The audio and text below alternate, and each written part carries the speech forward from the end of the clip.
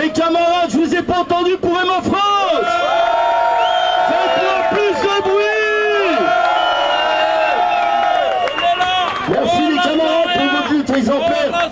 Vous êtes un exemple les camarades, bravo. Et toute la solidarité de toute la CGT. Nous sommes tous liés dans le drame qui se joue. J'appelle donc tous les collègues de la filière automobile à se joindre à nous pour imaginer les actions collectives de demain, pour défendre nos emplois, nos savoir-faire et nos familles. Et tous ensemble, et tous ensemble. Salut à tous et camarades. Je vais vous parler de la situation de Stellantis pendant que monsieur 100 000 € par jour se pavane au salon de l'automobile et déclare dans la presse ces derniers jours que son objectif n'est pas de préserver l'emploi, mais bien de faire du cash pour ses actionnaires sous prétexte de transition énergétique.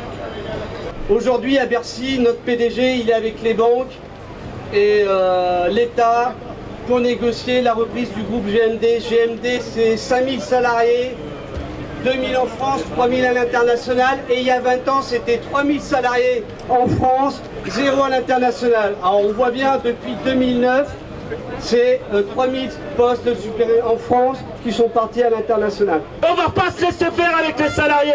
Alors tout ce qu'on peut dire, Dumaré il a eu 25 millions d'euros d'aide publique, il faut qu'il rembourse cet argent. Et il faut que nos politiques sortent une loi. Interdiction de licenciement des entreprises qui font des profits. C'est important ça. Aujourd'hui, à 52, 53 ans, on va se retrouver dans la rue. C'est pas les cabinets de reclassement qui vont nous classer dans le travail. Vous savez, perdre son emploi, c'est être dans la misère. Perdre son emploi, c'est perdu. C'est des suicides qui nous attendent dans l'usine. On a vu des collègues qui ont encore des crédits à payer. Et c'est une honte. Donc nous, on va se bagarrer. On va se bagarrer. Il faut qu'ils payent cette casse sociale et ça doit être un exemple.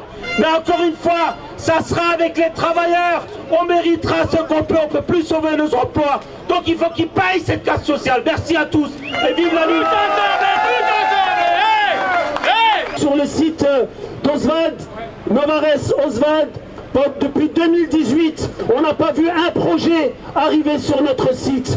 Aujourd'hui, on nous vend que c'est Stellantis qui demande des pièces venant de l'étranger pour faire des marges beaucoup plus importantes sur leurs véhicules. Mais on voulait rappeler à M. Carlos Tavares que c'est grâce aux usines françaises et aux sous-traitants français qui sont arrivés là où ils sont aujourd'hui. Je voulais dire à nos collègues de Dumaré qui sont là, on sera avec eux, on sera avec eux, on sera avec tous, on sera avec tout le monde pour les combats qui vont être menés dans les prochaines semaines, parce qu'on va pas se laisser faire. Ce sont nous, les travailleurs, le contribuable, qui vont payer la dette.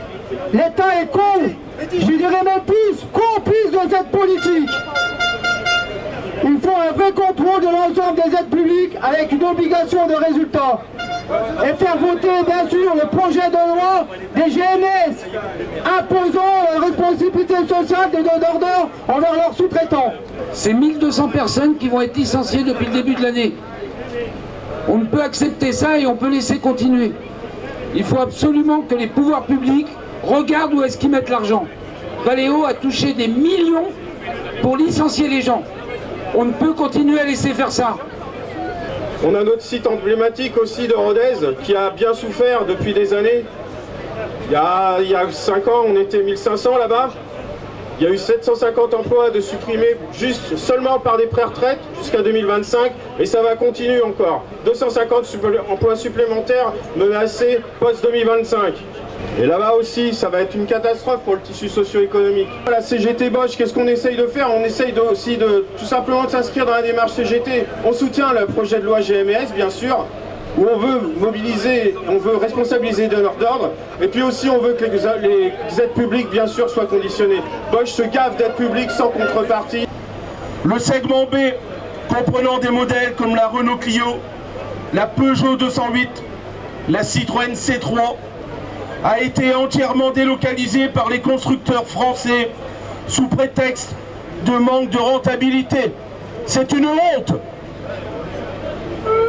Face à cette situation dramatique, nous n'acceptons plus ces stratégies destructrices et disons stop. Tous ensemble, ouais, ouais, tous ensemble, tous ensemble.